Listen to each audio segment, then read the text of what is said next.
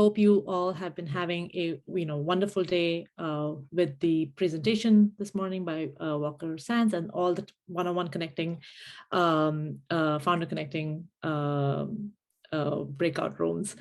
I hope you are now excited, hopefully have a warm beverage sitting back and ready to get inspired with this amazing fireside that we have planned with Aditi Shekar, the founder and CEO of Zeta, a digital-first financial institution focused on helping families thrive. I'm going to share a little bit about Aditi. She, of course, has been a long member, part of this community at Graham and Walker. Aditi went through, I want to say, cohort 2 of the accelerator. No, cohort 1, sorry, cohort 1, so the very first. And she's, of course, a portfolio company that we're super, super proud of. Aditi has been obsessing about personal finance ever since she got her first paycheck. After spending years working alongside young colleagues, she was surprised at the lack of financial support they had. And at the same time, she was frustrated by her own experience in trying to combine finances with her significant other. So to solve both these problems, Aditi launched Zeta. She brings a wealth of product and operations expertise with her, as well as her experience working in early stage startups. So with that, I am going to jump into today's conversation. We have tried to use the questions that many of you submitted at the time of registration. So hopefully this is a, we'll be answering all of those, but obviously as we're talking, we'd love for you all to be super active like you were this morning and drop in your questions in the chat, and I'll make sure that we either weave them into the conversation or address them towards the end if we haven't gotten to them. So should we begin? All good, everybody? Divya, before you get started, I will say, I don't consider anything off limits. So if you guys want to ask me like the most personal shit in the world, feel free. I don't care. I'm happy to talk about it. I wish more founders had asked or let me ask them really weird stuff. Like, is your husband, how do you guys navigate, one person starting a startup and the other person working a full-time job? How do you deal with taxes? I mean, like really crazy things that I didn't even realize I would need to ask questions about. Just feel free. I don't care. Love it. Love it. This is a secret spilling session. Let's do it. Let's begin. All right. Aditi, let's start at the very beginning. Tell us what made you start Zeta. What were the insights that led you to it? I used to work for Ashoka. Ashoka is an organization that supports social entrepreneurs. And one of the things that we did was we did a lot of research on who our fellows were. Our fellows were the entrepreneurs that we would select and fund on the Ashoka side. And one of the key points of that research that we found was that entrepreneurs were typically driven by some sort of traumatic event in their lives. There was something that really connected them, tied them, and sort of got them excited about the vision or the mission that they were working on. And that vision or mission then, allowed them to be resilient and strong in the face of, let's admit it, a lot of adversity. Mm-hmm. But my story actually starts with my parents. My parents got divorced when I was 10 years old. And a big part of that divorce was money, which was funny because I always say, like Indians, we love to talk about money. We're like, let's go, let's engage. But it was a really tough conversation for my parents. And as I was growing up, I loved money. Like I was like, let's talk about it. How do I invest it? What do I do with my first paycheck? But I remember my husband and I were dating at the time. We'd been dating for a couple of years. It was long distance. And we moved into our first apartment together in Brooklyn, New York. He was a PhD student. He made $25,000 stipend. And I was a tech worker and I made significantly more money. But my husband's a spender and I'm a saver. And the two of us were sitting there trying to navigate each other, navigate expenses, navigate our bills. And we would just fight a lot. And we would get our credit card bill at the end of the month. And I was like, babe, what the fudgesicle? Like, where is this coming from? And it really drove this, I would say, a cloud in our relationship because we couldn't figure out what tools to use to really navigate money together. And every single time I went to the internet, like every good millennial does, and said, Google, tell me what to do, Google would send me to Sue Zorman, Dave Ramsey, or Oprah.com, which is kind of a funny story. So, it made me realize that there was this lack of support for what I call the modern day couple. And the reason I call them the modern day couple is my parents' generation, 70% of the time, were single income households. My generation, 70% of the time, are dual income households. So who earns the money, how it's spent, all of those nitty gritty details have really, really changed and shifted in a generation, and no one is really solving for that. So when I pitch investors, though, I say, fintech is stuck in single player mode and we're building a multiplayer experience. So it's also interesting to talk about the narrative you tell investors and the narrative that you sort of tell yourself as you're thinking about starting a company. So that's really where it all started. I started teaching personal finance while I worked at General Assembly and Guild Education. And my colleagues were like, Aditi, you love to talk about money. Can you talk to me about my money? And so I started teaching really basic concepts. So how do you budget? How do you invest? How do you buy your first stock? And that really quickly sort of funneled into, why don't I just teach a class? Why don't I start coaching folks? And I was doing this on top of working 80 to 100-hour weeks. And I was like, this is crazy. Why am I doing this? Maybe I should start a company around this. And that's really how it started. Wow. It just blows my mind. What you're describing is one of those, most founders have this. You clearly are passionate about this. You clearly had another job but you found, this pulling you, and you were finding ways and spending time doing this. And that was kind of, I've noticed this a few times, and it's usually successful founders who will listen to that and say, okay, this is my passion. I'm going to go build something to solve this. So tell us a little bit about your early traction. What were the first steps? How did you go about building this? And how did you know you were onto something? Yeah. So, one thing I will say is fintech was not where I ever thought I would end up. Now when I go back and look, I'm like, yeah, this is obvious. But at the time I was like, what am I thinking? I know nothing about fintech. I was like a seasoned exec in ed tech. So if I'd gone and started an ed tech company, it would have been a very different trajectory. But no, I picked fintech, and it took me on this, what I would call a very wayward journey. And I'm happy to share sort of my reflections on that now. But at a high level, what happened was I was like, I think there's a problem with couples and finances. I don't know exactly what the problem is. So I'm going to go talk to as many people as will talk to me. So I emailed all my friends and I was like, hey, does anybody want to talk to me about their finances and their relationship? And all of them wrote back, no thanks. I was like, wait, what? But they said, but because people don't want to talk to someone they know about their love and money problems. Yeah. But they were like, but I can introduce you to another friend who will talk to you, who you don't know. So suddenly I got this list of 100 couples who I talked to, who I became almost like a confessional for. They were like, can I tell you something? I've been hiding money in a separate bank account for my partner. I haven't told them about it for about 5 years. And I think it's too late. And what do you think? Do you think that's bad? And I was like, oh boy. And it was a really, really fun and interesting and powerful way to get to know where the struggles were. And I heard the same things over and over again. We don't really know how to combine our finances. We kind of did what our parents told us, or some friends told us, or we learned from some influencer on, Instagram. And we are struggling through this. We fight about this often. We're not sure about what's happening. And so these themes just kept coming up in those conversations over and over again. So I thought, as I heard these discussions, that, I think this is a problem. I think there is a pull here, and I want to validate it. I'm a product person. I have a product background. So I want to test every assumption before I put it out there. So the first thing I did is I went to a tool called instapage.com because my husband worked there and it was free. And I built a landing page. It took me 30 minutes to build. It was possibly the ugliest thing I've ever created. It was bright yellow. It had stick figures. It said, personal finance for couples. We help you figure out your finances together. This is who we're for.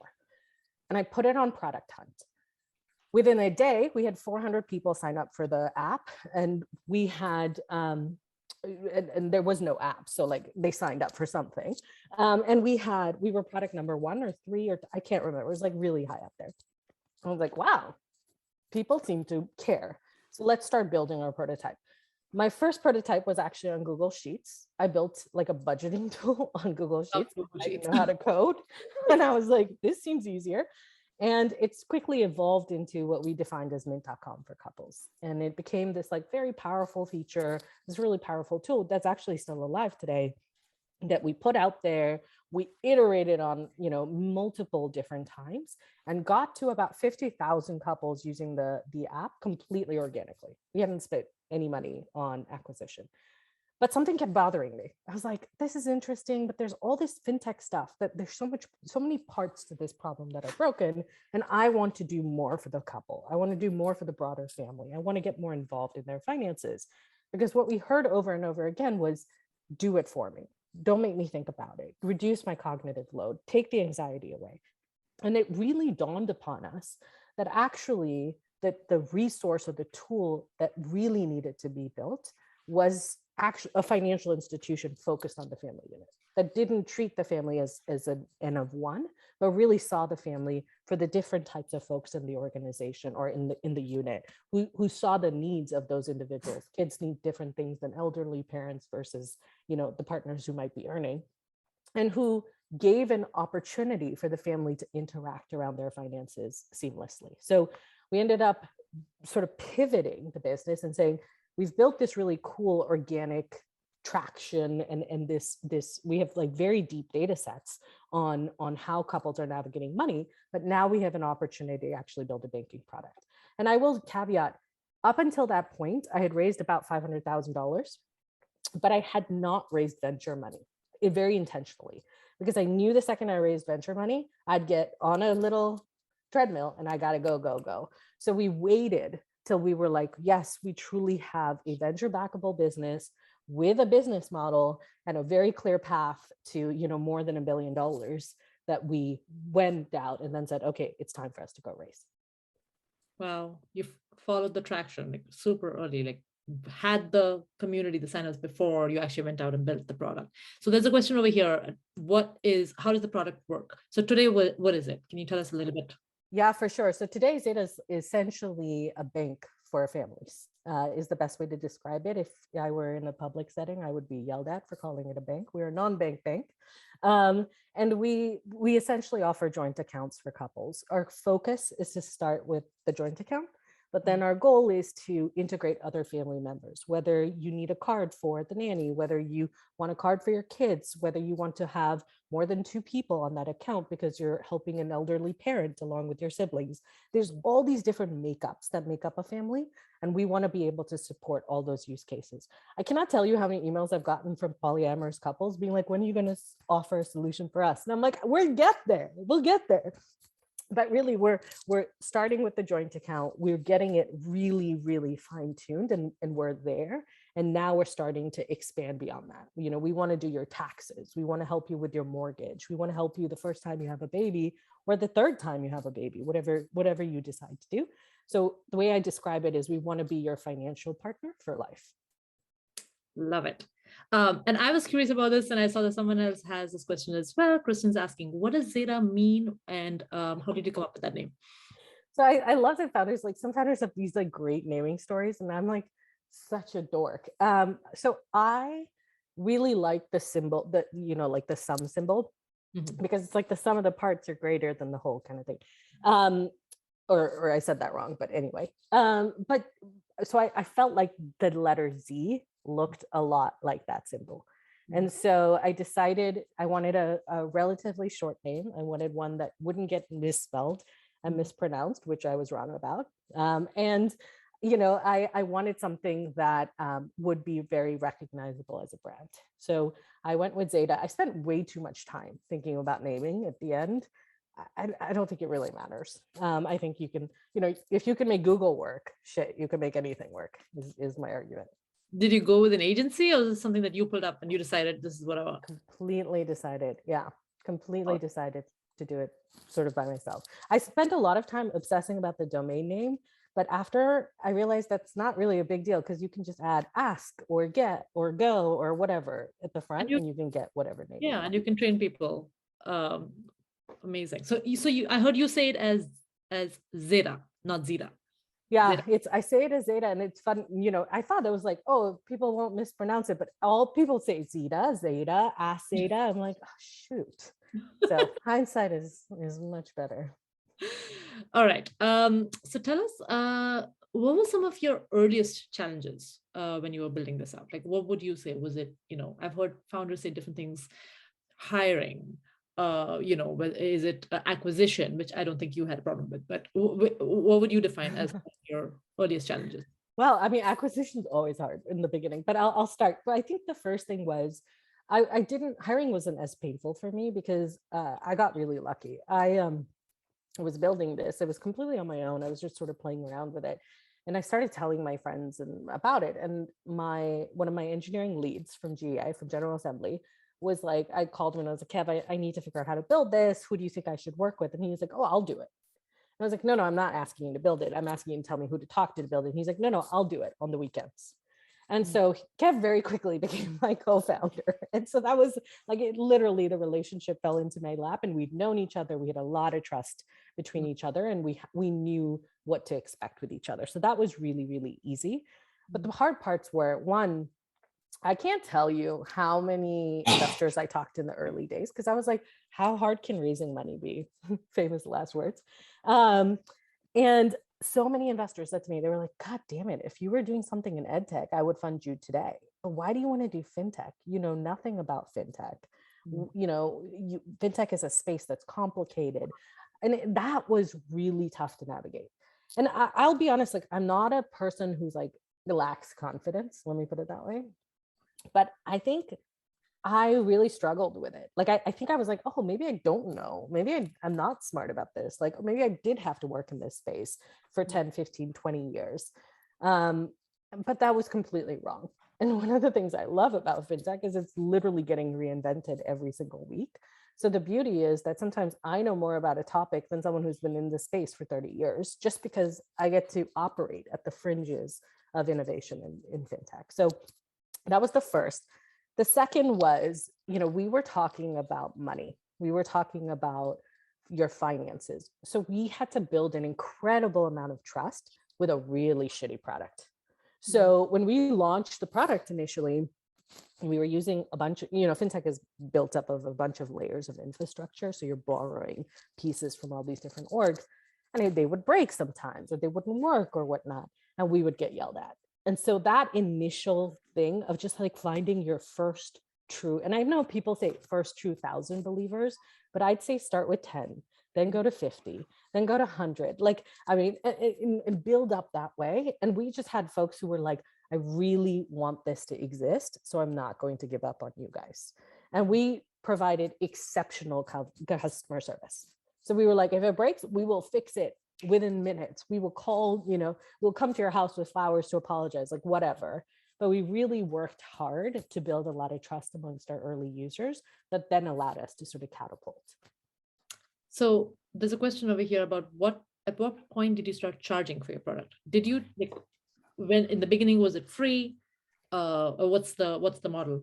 Yeah. So, in the early days, one of the pieces of advice I constantly heard was founders underprice their product. And I was like, yeah, sure. But that is exactly what we did. We were like, no, there's so many free options. Mint is free. We don't want to charge people. We'll just let them use it for free. And we built this, then all these freaking couples started signing up for it, and we have to pay every time somebody signs up. It's actually a crazy world in the fintech world. And that we were suddenly like, holy crap, we have a bill. We got to figure out how to pay for this. And so we really started thinking about business model. We played around with tipping, we played around with pricing it. And we ultimately decided that we thought that the more interesting business model was sort of to go into the financial world and start thinking about all these other financial services that we can offer, whether it's offering a bank account, whether it's offering a mortgage one day, doing your taxes, all these things. You can charge for those services. They're very, very well understood. And so that's really the decision, that the route that we chose to take. We said, we're going to use the money manager tool, the budgeting tool, really as an acquisition channel. And we're going to use that. And we were acquiring users for $0, right? So that was pretty powerful. And if we could drive conversion into the banking product, then we could prove a really nice lifetime value, a CAC, a really nice sort of throughput story there. I will also say, us founders, we love to tell these beautiful stories and nothing works out according to plan. So you can also ask me where all of these things went wrong. Yeah, I mean, I was going to jump into the next question, but for sure, like, I think thinking about how in hindsight it all sounds so organic. Yeah. But like, I mean, going to this next question from Rachel, like, at what point did you decide to expand to additional services? Like, what did you envision your first product was going to be? What direction were you going to go? But then what made you pivot? Or, like, was there a moment where you felt like, no, but looks like, looks to me like the folks who are signing up are asking for this. So Yeah. even if we were going to go this way, let's try and build this out first. Yeah, for sure.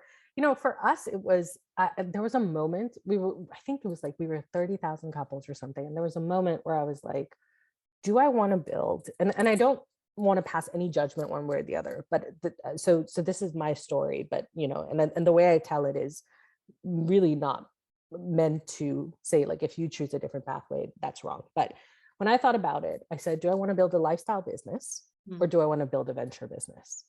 And I was convinced that if we sort of created this monthly fee system in the personal finance space, we could do $5 to $10 million in revenue pretty easily. I think we were on a pathway to do that. It would be powerful, it would be compelling, but I don't think I could raise a bunch of venture money around it because there were no other obvious sort of winners in the market. Mint had been the most successful winner and had sold very, very quickly. And everything we looked at was just, there were no comparables. So as I went and talked to fintech VCs and got to know them, it really helped expand my own thinking. This is one of my favorite ways to use investors is they are always thinking about patterns. They're thinking about exits. They're thinking about how your pieces add up to maximize enterprise value. So engage with them on that, talk to them, understand what they're thinking about, because it will really deepen your own strategy, your own thinking. So as I had those conversations, I was like, look, I think that there's a complete gap in the market around a financial institution focused on families. Some of the largest banks in the world are worth trillions of dollars. And there's an opportunity to go after that space if you really focus on it. I remember I called the Mint couple. I literally emailed the Intuit CEO and I was like, dear Scott, I think you should integrate family into mint.com. And they actually replied to me. This was the beauty of it. A side story, cold email, everybody, people reply.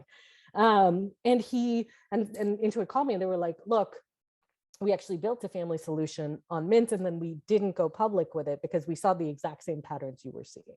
So I was like, I will sell you this part of Zeta. Like I'm okay with that. But I realized that to really build like a multi-billion-dollar business, we needed to go beyond just telling you what happened to your money, but actually doing the work for you.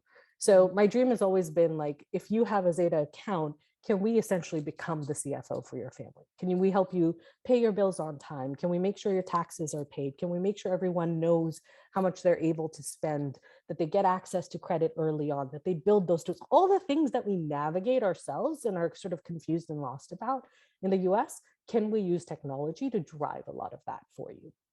And so that's really where we netted out. And that was the moment where I was like, I really want to build a venture company. That's why I'm in this. I want to impact millions of families and I want to do it as quickly as possible. So that was a very clear personal decision. It is not always the best decision, I'll be honest about that. And there's ups and downs to this journey. I was texting another founder this morning and I was like, today I love my job, but I'm really fucking tired. And he was like, I feel the same way. So, it is by no means an easy process, but I think it was an important inflection point for me. What you just said about having that awareness of whether you're building a lifestyle business or a venture-backed business, that is a really like a real statement. I mean, because I think a lot of founders may be building businesses that can be venture-backed, but do you really want to? Because that's a whole different journey you're going down. And you can have a perfectly successful lifestyle business, or understand that going down the VC pathway can use your investors, use those conversations, because those are the folks who are gonna, yes, they're gonna be the ones who are gonna give you the money, but they're the ones who are gonna broaden your mind to understand how to make that happen. So I think that's a real nugget over there. So actually, this is a great way to segue into your fundraising journey. You said you raised $500,000. That was not VC. That was your friends and family. What was that? Actually, you know what? It was a total I'm so bad at timelines. It was a total of 650. So we raised a friends and family round. It was $150,000 for friends and family. And I was really confused. I'll be honest. I was like, who the hell am I supposed to email? Who are my friends and family who are going to give me money? And also, am I going to ask them for money and then tell them I'll probably lose it? It was one of the most awkward, no, possibly the most awkward email I've ever written in my life. And at the end of it, it literally said, really, I don't think you should give me money because I will probably lose it. And I really value your friendship. Like, I was so weird about the way I tackled it. I think that's really real. Thank you for saying that. I'm sure like founders are feeling this, the exact same sentiment when you're asking your friends and family for money. So tell us how that went and what were your subsequent raises? So my friends and family, one, I was shocked at who replied. I was like, wait, that guy or that person or this? And they were like, look, Aditi, I have no idea if you're going to make this work, but I really like you, or I really believe in you, or I think this idea is really interesting. And here's $5,000. Here's $1,000. And my lawyers, they were like this, one of the big four Silicon Valley lawyers. They're like, Aditi, you can't just raise $1,000 checks. Like, that's just not how it works. And I was like, oh, okay, got it. So it took a little bit of, processing, and then they introduced me to other people, and it sort of snowballed a little bit from there. But I really just wanted the money to be able to pay my co-founder a little bit of money so that he could quit his full-time job, because he was the sole breadwinner in his family. And once we started getting that, we then got to be a part of Ready, Set, Raise.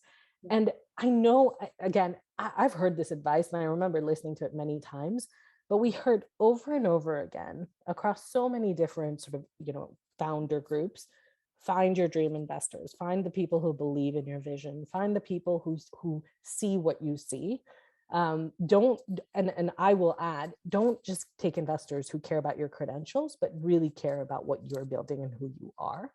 And I think that was what Ready, Set, Raise unlocked for us. Mm-hmm. I remember Dennis Joyce is responsible. He wrote us our first $25K check in that round, which, I'm not even kidding you, was like the lever that unlocked all these other checks. And so it allowed us to raise that $500,000 to continue investing in the personal finance product, because we were starting to get really good traction, really good usage, but we hadn't quite figured out what the banking solution was going to be yet. And it wasn't until that point, until we had that aha moment with banking. And I was like, you know what? I'm going to go raise money. I'm going to go raise venture money. And I don't tell this story often because my husband says, you shouldn't say that, but you got to project confidence. But I remember we'd raised that $500,000, we'd spent it. And it was February 14th. And it was Valentine's Day. And my husband was like, you're way too stressed. We need to go away for the weekend. And we go to Big Sur. I have like no cell signal in Big Sur, California, beautiful place. You all should go. And I have $1,000 left in our bank account. We have 5 employees, including myself, and I am not able to pay them.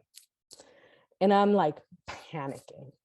I was like, so babe, what do you think? Should I put my savings in there? Should I don't know, should I do something else? What should I do?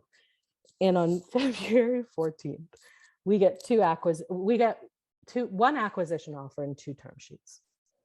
And I will never forget that day, because it is such a visceral feeling to be like literally dealing with $1,000 in your bank account when you have to pay your employees, and at the same time to get 2 term sheets and an acquisition offer. And I shit you not, here's how I did it.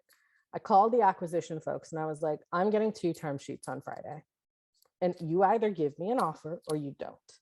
But I am not entertaining anything after Friday because I'm going to Big Sur and I won't be able to talk to you. Then I called the investors and I was like, I'm getting an acquisition offer on Friday. Either you give me the term sheets or I'm out. And by the way, I'm getting another term sheet. So if it's not you, I'm taking one of those. And so all 3 came in on February 14th. And I like booked it where I was like, I can only talk to you at 9 a.m. I can only talk to you at this time. I can only talk to you at this time. And then I just literally called one person and said, this person gave me this offer, blah, blah, blah. And we ended up deciding in that moment to take the term sheet, which was an insane choice on some level. Wow. And after that, fundraising got a lot easier. What was that around? Was that so this was after Ready Set Raise? So we called it, yeah. And also always call your round less. So like if you raise less than 500, call it a friends and family. Even if you didn't raise it from your friends and family, call it a friends and family. Then, if you raise up to $1 million, I just saw yesterday somebody called a $7 million round of pre-seed. I don't even know what that means, but call it a pre-seed. And then the next round, we called a seed, and that's sort of how we did it. The reason there's some founders who can skip the pre-seed. They're like, I was at Yale, Harvard, Stanford, Square's mother. Like I was at every organization you've ever heard of. And, there are some founders who get $5 million out the gate. I was not that lucky. So I was like, I just need $1.5 million. So a bank will engage with me. That is all I need. And we made that happen. And within 9 months, raised another 3 million behind that because we had all this traction to show.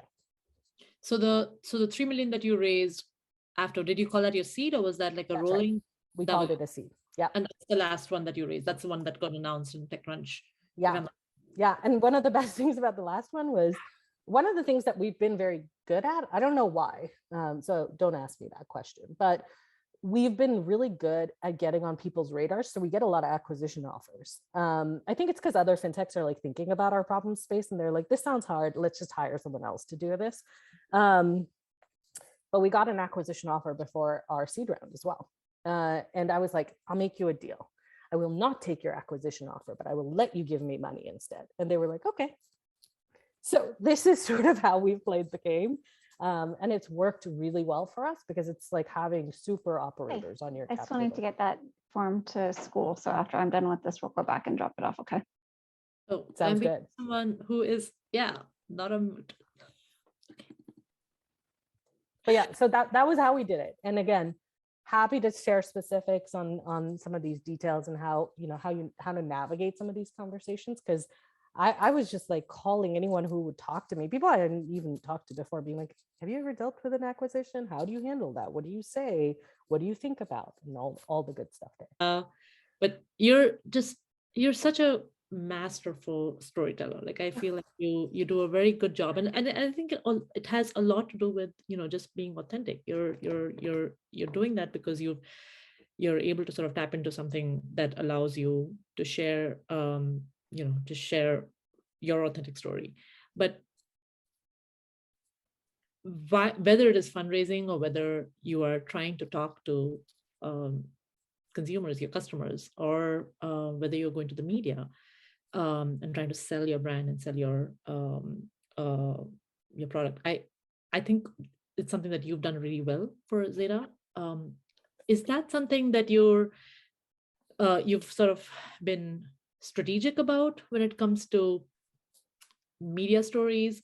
Because again, fintech, it's not a consumer. I mean, well, yeah, it's not consumer product, but somehow you've been able to get your brand in the right places to be able to do that really well. So how do you think about this? How do you think early stage founders should be thinking about telling their stories to media? Yeah. So was I strategic about it? I don't know. I'll tell you what I did, and you can tell me if I was strategic about it. If I was talking to an investor, I'd be like, yeah, of course I was. When I was thinking about Zeta early on, I felt like there was a lot of advice missing in the space around this topic. And I very consciously thought, as I look at consumer fintech brands out there, they're very cold. Like it doesn't feel like it didn't feel like those brands were your friends that you would call. And that was what was happening in my life. My friends were like, Aditi, I'm getting this equity offer. Do you think it's good? Aditi, I'm trying to negotiate this salary. Can you help me with this? And so when I thought about building Zeta's brand, I was like, I want it to be the type of brand where you feel like you can call us anytime. That's actually very intentionally why we called it Ask Zeta, because we were like, ask Zeta whatever you want. Like, imagine us on text as someone you can message and say like, hey, help me. And that's still live in our product today. Like you get a concierge when you sign up for a Zeta account, and that person will help you with whatever it is that you need. And the other thing that I did think about is I looked at some examples in the market, and I think what I've seen is founders have to make a choice. You either choose to be in front of your company and say, I am the founder. Here's what I'm doing. Here's why I'm doing it. Here's my story behind it. Or you choose to take a backseat and you say, this is the company. Here's what's happening. And I think in that moment, I felt like it required me to take a front seat. And I remember actually having a very honest conversation with my husband about it, because I was like, babe, if I put myself out there, I got to tell our story. I got to tell about the fights we had about money. I got to tell about, the things that you said and I said. And I was like, are you okay with that? And at first he didn't love the idea. I mean, to be fair, that's a valid take. And he was like, I don't know, that seems like a lot of laundry to be putting out there. But I felt like it's just who I am. And my husband's really incredible about knowing that about me and not trying to contain that. He just had to get comfortable with sort of where I was at. So I think that was a very conscious decision early on. We've never, I don't have a marketing background. I know nothing about press. So I was never strategic about those things. I think we just got lucky over and over and over again, because we talk about something that's awkward and weird and people want to hear about it. So I remember Refinery 29 was like, oh, pitch us a story. And I was like, how about this $20 prenup that my husband and I wrote? And they were like, okay, tell us about that, And so the beauty about the topic we're in is you can tell a lot of human interest stories around this. And I really spent some time doing research, like Humans of New York. I love that storytelling format. Can we tap into that? Or the Ask Abbeys, can we tap into that? These were things that we really thought about and invested in. And that's why if you go to Ask Zeta today, one of the 3 navs at the top of the screen is our magazine. We call it the Money Date, because we very much wanted to have a content, advice, human component to what we're building. Does that answer your question, Divya? No, it does. I mean, I see it, but I also feel like when you say it was a lot of luck, I don't believe that. I mean, I do believe, yes, you can be lucky, but you did some things at the right time or the right place. I mean, I would email reporters and I was like, I have a really interesting take on prenups. I have a really interesting take on how couples should combine finances. Here's my, point of view on whether or not you should get, whether or not you should get a joint account. I was very out there. I wasn't afraid. One of the other things, I never used Twitter before I started Zeta. I was like, I don't understand this. Why would anyone spend any time on Twitter? And somebody told me, Twitter is actually a really powerful tool to get to know investors. And I was like, what, really? But Twitter's the best cold email you can ever send. It's like, hey, and it's crazy what's happened through Twitter. So I would recommend just getting involved, start following the people, replying to their things. People really notice this stuff. They pay attention. Now people email me and they're like, oh yeah, I saw you on Twitter. And I was like, what? I don't know. Okay, that's cool. So that also really helped to just sort of get our name out there. And I think more just to have a point of view on this space. And that's the last thing is we took a very active point of view.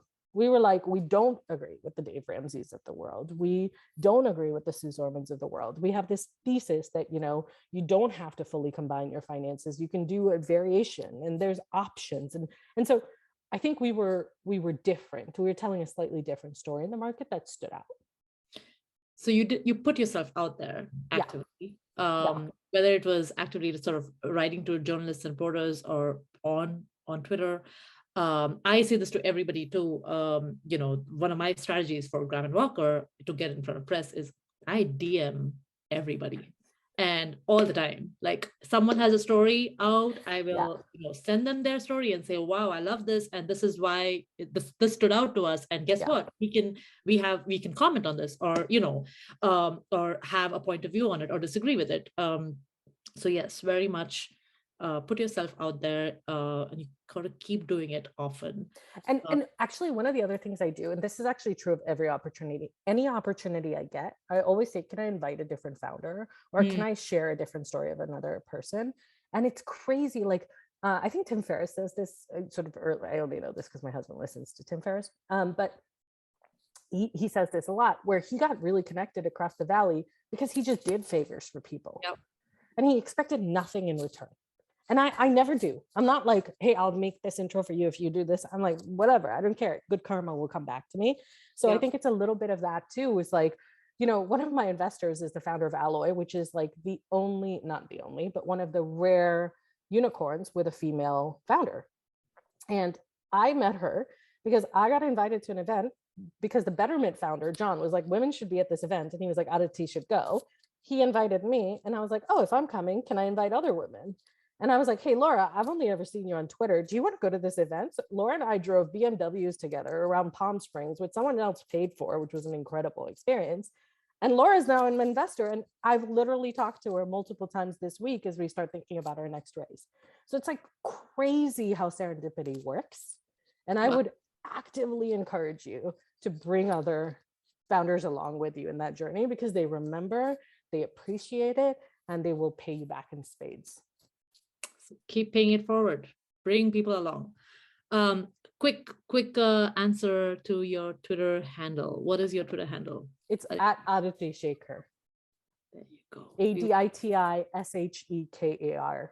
You're welcome to DM me. I am terrible on my DMs, but I try. And you can also always email me at aditi@zeta.com. There's also another question over here with Twitter. Sorry, what is this? No stress. What is your company or your own handle? Yeah, I have a company. Hi, I was the one that had the question. Aditi, you were talking about how you just got on Twitter and you just started engaging. So the question was it on your own, using your own name, or were you using the company? Completely using my own name. I think your face really matters. And this funny thing to say, but like, people want to talk to people, and even to this day, when companies engage with me on Twitter, I'm like, who are you? And then when the founder's like, hey, Aditi, I'm like, oh, hey, I have a completely different reaction. So again, it fit with my theory of putting myself out there and like putting myself in front of the brand. So it didn't hurt, but it was certainly something that I found more success with. But again, I started with Twitter originally just to make investor connections, and I wanted them to remember my name. I was like, you will remember this name. Love it. Okay, we have 13 more minutes. I want to make sure that we answer some of the chat questions that we did not get to earlier. Janice asked, what has been your experience losing a law firm? How important is choosing a law firm and having good lawyers on your side? So we chose a great law firm. I mean, they are super expensive. So every time they send me a legal bill, I'm like, new number, who this, but they are excellent. They like, I trust their counsel deeply. I think there's many different approaches you can take to law firms. So I started Zeta while I was living in San Francisco. So in the Valley, there's a lot of sort of programs, like they call them quick start or early launch programs that these law firms offer, where they'll essentially charge you, but they won't bill you until you go raise a certain amount of money.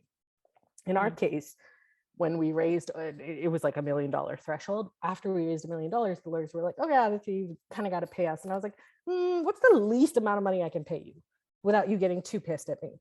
And so like, again, constantly negotiating this dynamic. And the law firms are totally worth their value.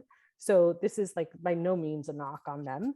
But sometimes as a founder, you're just like, I got 12 bills to pay, and I would love to pay yours last and maybe just pay 10% or 30%. What do you think? And I think the beauty of this space is everyone's willing to negotiate. Yes. Sort of related. As you're thinking about hiring and your team initially, early on, how do you think about, I have two parts of this question. First, how do you think about hiring your first hires? Talk a little bit about that. And then building culture. Yeah, early on. I love this question. I'm actually going to answer the second question before I answer the first. Okay. So I think one of my superpowers is building a very resilient culture. And what I mean by that is, my first superpower is finding parking anywhere, which is a magical superpower. But the second one is building really resilient culture.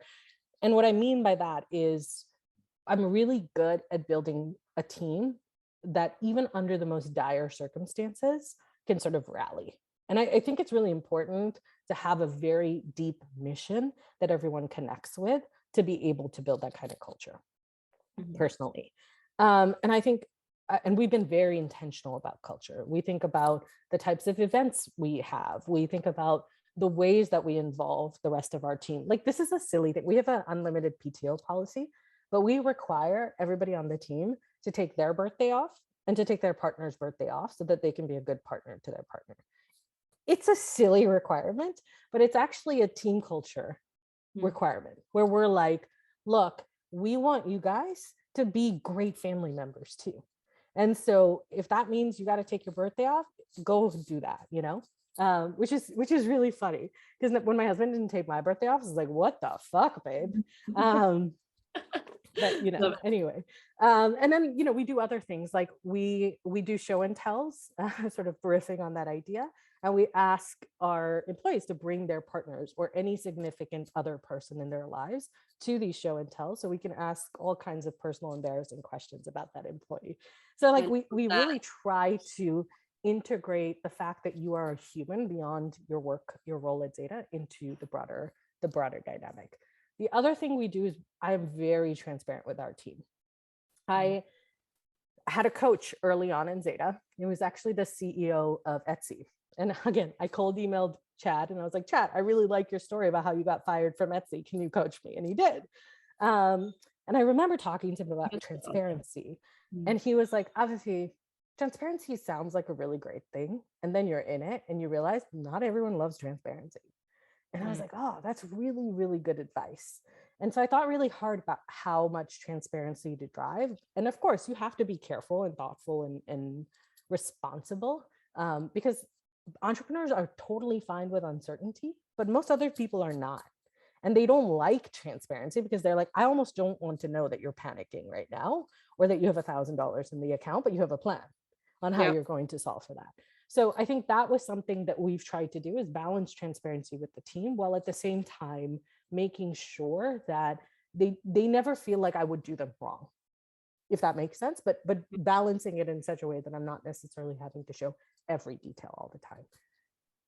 I think I answered your question. I forgot the first. Oh, and then how do we think about hiring? I'm probably the toughest interview at our team. Sometimes my team members get really annoyed with me about it. I am not the easiest person to work for. I will admit that wholeheartedly. I am how do I describe it? My co-founder said this to me yesterday. He's like, I always knew you were pushy. And I was like, what do you mean I'm pushy? And he was like, well, you just demand excellence. And it's hard. It's hard to keep up with that all the time. So I try to be really transparent with people upfront. And I think sometimes people are like, yeah, I'm that person. And I'm like, no, but I'll be honest with you. I'm blunt as hell. I will not think twice about my words. I might say the wrong thing and I need you to correct me, but don't expect me not to say it. Like, and I think getting those dynamics out early on in the hiring process are incredibly important. And there's been a few cases where I got to references. This actually happened recently. I got to references with this candidate I wanted to bring on, really great candidate, but their references were terrible. Like, just poor quality of references. The substance of those references were just not interesting and compelling. And I was like, hey, I was not impressed by your references. And I don't think it's a true reflection of your work. I'd like you to find more references for me to talk to. And she just turned to me and she said, you know what? I don't want to work for you. And I was like, totally fair. That's a decision you get to make 100%, but I won't lower my standards because that makes you uncomfortable. But I totally understand why it does. Wow, love that. Okay, we have only 2 more minutes, but I want to make sure we get to this one question. I'm gonna combine a couple of them. So, how do you balance out the time spent on fundraising versus building your business, especially in the early stages? And I'm gonna tag on to that. How do you think about the percentage that you're giving away per round early on? Yeah. So the way I think about fundraising, when I originally started, I was like, oh, you just randomly casually talk to some investors and they're like, here's some millions of dollars to go do your thing. That's not how it works. Or at least that is not how it worked for me. That is how it works for some people. What I've learned about fundraising is you should talk to investors during specific moments rather than saying, hey, I'm open for business all the time. That's a weird way to say it, but just go with me here. You should say, hey, I'm really freaking busy and I don't have time to talk to you. I'll give you a couple of teasers here, there, I'll talk to you at a high level about this, but I'm not interested in raising money right now, so I don't really want to engage. That said, I did do a lot of favors. I did diligence calls. I would talk to somebody who was like, hey, I'm looking at this deal. Can you look at it for me and give me your 2 cents? Like, I would do those things. I would message them on Twitter. We'd engage that way. And that really built a lot of rapport. And I talk to a lot of founders. This is actually where I invest a lot of my time, because there's no one I love talking to more than founders. And I have like 2 slots every week that I offer as open office hours to founders, just to talk about whatever it is that they want. It kind of blew up on me recently, so I got to think twice about it. But it was basically like my way of saying, how do I spend time with entrepreneurs, hear about who their investors are, hear about who's driving value, who's creating a hard time. And I love talking to founders who are actually in a tough place, because I love hearing about how their investors are reacting to them. Because that really tells you how your investor is going to be when you're in the thick of it. So the thing I would say about fundraising is like, really create windows. So like right now I'm in fundraising prep mode. So I told the team, don't call me. Like I can do a couple of calls a day, but like really don't call me. I spend my days building my lists, plotting my intros, plotting my backup intros, plotting my social message, like little nudge messages to those intros. I'm putting my deck together, putting my data room together. Like that's where my head's at right now. And I'm heads down in it. It is an incredibly clarifying moment.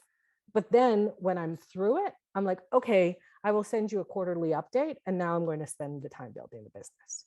And then I'm in the thick of building a business. And I'm like, sorry, I don't have time to talk. So like being very mindful of those blocks and seasons, so to speak. Exactly. I will always take a call of an existing investor. I will never shirk an existing investor. I've seen entrepreneurs do that. Don't do it. It's shitty. Somebody gave you their goddamn money, like take the call. I personally have that point of view. Somebody might disagree with me on that. And I will do favors for folks like entrepreneurs and so forth, because again, I just believe in paying it forward. Awesome. And what was your second part to the question? I forgot, but I might be over. I think you answered them both. Okay. You did. But I know we are over now. I want to be super respectful of your time and everyone's time over here. And I just want to say thank you so much, Aditi. Thank you so much for just being an awesome founder, portfolio company, and just for your time and your transparency and real authentic self. I know there are a lot of people over here who are texting me and private messaging me too about how they can best get in touch with you. Do you still do your office hours? Is that? I will do it for this group. I will send my calendar office hours to you, Divya, and you can share it with the whole crew. Awesome. Wonderful. Thank you. And just thank you for everyone over here for joining us today. I know it's been a kind of a long day, but hopefully you found this to be valuable. I hope you will all give us your feedback. It'll be in the chat here. It'll be in the email that we send you afterwards with replay links, so you can watch this and go over all of the amazing nuggets you heard from Aditi as well as from Walker Sands this morning. And, we have 2 things that I want to leave you with. One is we are accepting applications right now for our Catalyst program. It's basically, if you are, hoping to fundraise, it is a 2-week intensive fundraising readiness program. The deadline to apply is 29th of this month. So please apply before that. And the second thing is we have our next forum with Vanessa Larco. It's going to be on May 19th, if I'm not wrong. She is an investor partner at NEA Ventures. She's amazing. She's going to share, her investment thesis and the founders that she invests in. So make sure you join us for that. And with that, I want to say thank you. Thank you. Wait, Swati, you're asking when is the next fundraising workshop? Yeah, not after this one. You got the deadline for 2 weeks. Okay. Stay tuned. You can, if you want to stay back on this call, I can talk to you. But I want to say thank you to everybody else for joining us, and thank you once again, Aditi. Bye.